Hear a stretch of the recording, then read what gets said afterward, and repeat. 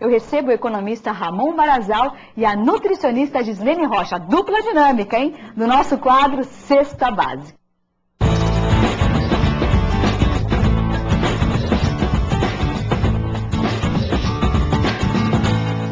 Dupla dinâmica. Tudo bom, Ramon? Tudo bem, Gislene? Olha, fiquei feliz dessa notícia, viu? É bom saber quando as coisas abaixam, né? Tão difícil a gente ouvir isso. Preço mais baixo é sempre bem-vindo. Meu Deus, ainda mais em crise, né? Ainda mais em crise, é verdade. Meu Deus do céu. Por falar em crise, Isa, eu queria lembrar os nossos amigos de casa o seguinte, quer dizer, nós temos uma queda no preço da carne de primeira nessa semana, que é uma queda importante, significativa, e isso tem a ver com a crise, olha só que interessante. E carne de primeira, hein? Carne de primeira. E alguém diria, mas por que tem a ver com a crise? Porque na medida em que os nossos exportadores brasileiros têm dificuldade para exportar, porque o dólar está mais alto, etc., a gente tem que lembrar que o Brasil é o maior exportador de carne do mundo. E tendo dificuldade o nosso exportador de botar essa carne no mercado internacional, evidentemente que ele vai ter que vender essa carne aqui dentro. Por isso que a oferta aqui crescendo, o preço cai. E isso é bom para nós. Então a crise é ruim, evidentemente que sim, mas às vezes, né? E às vezes a gente pode tirar algum proveito disso. É o caso da carne. E como você lembrou agora há pouco do restaurante Folha de Uva, vai aí uma sugestão. Usem a carne para fazer quibe em casa. Ai, que delícia, gente. Adoro quibe, ainda com limãozinho e pimenta.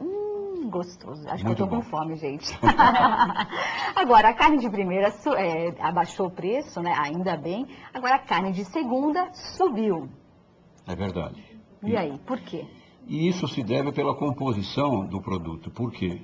No caso da carne de primeira, ela é principalmente essa que é exportada, e não a carne de segunda. Entendi. Então, as condições de oferta e procura são exatamente inversas em relação à carne de segunda. Por isso, a diferença na subida ou na queda. Então, carne de primeira ficou mais barata, carne de segunda ficou mais cara, exatamente por causa desse problema. Entendi. Teve um reajuste de 2,52%. É verdade. É considerável. É considerável. Né? Considerável. Agora, pergunto para a Gi, a nossa nutricionista. No caso de quem geralmente, por exemplo, tem o costume de comprar sempre a carne de segunda, né? Principalmente pessoas que compram, tem pessoas que compram carne e congelam, compram para o mês todo e congelam. Agora tem outras famílias que gostam de comprar por semana, ou até diariamente. Conheço pessoas que só compram a carne ou o frango que vão consumir no próprio dia, né? Te pergunto, tem algum problema congelar a carne, por exemplo, se aproveitar essa promoção a gente pode considerar assim, né? Porque está um preço bom de carne de primeira. Podemos comprar e congelar sem problema nenhum? Sem problema, Isabelle, dá para congelar. A carne é um alimento que ele tem uma resistência aos nutrientes muito boa. Então, quando você quer aproveitar, fazer um congelamento, alguma coisa, você não está perdendo vitaminas na carne. As vitaminas se perdem mais quando são alimentos hortifruti grangeiros. Aí sim você tem uma perda de vitamina C, vitaminas do complexo B. Mas no caso da carne não, é legal as pessoas aproveitarem, fazer um estoque sim, razoável para cada família que se sinta melhor.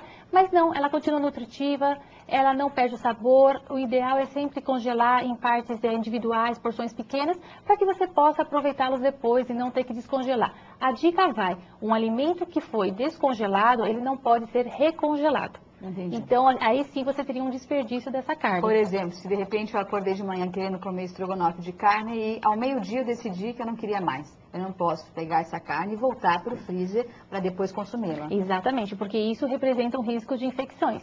Então, isso é interessante vocês não fazerem. Uma vez que foi escolhido descongelar, não vale recongelar.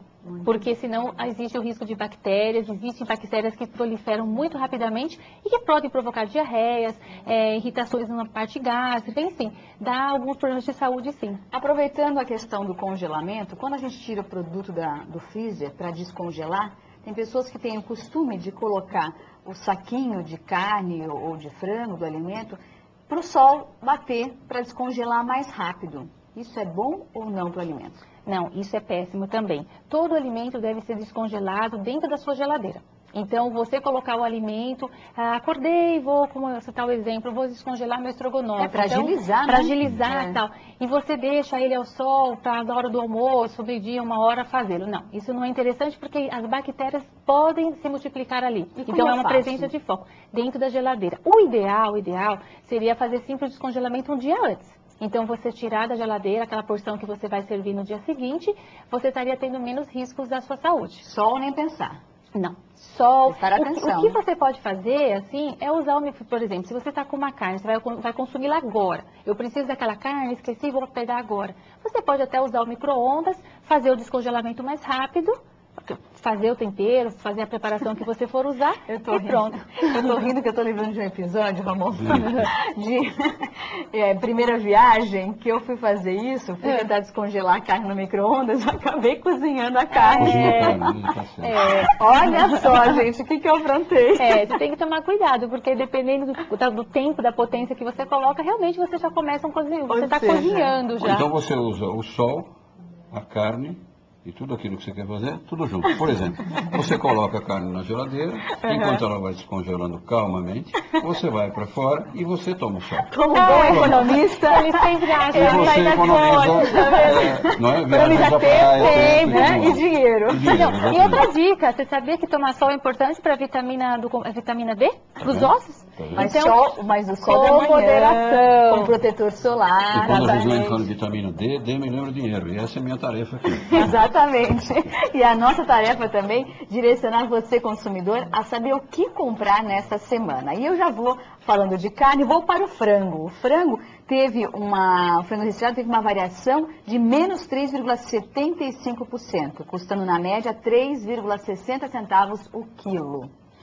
Isso se deve principalmente ao estoque do produto que estava, especialmente aqui nos estados do sul, especificamente a gente fala de Santa Catarina. Esse estoque estava nas mãos de supermercados aqui na Grande São Paulo e no Grande Rio de Janeiro e Belo Horizonte.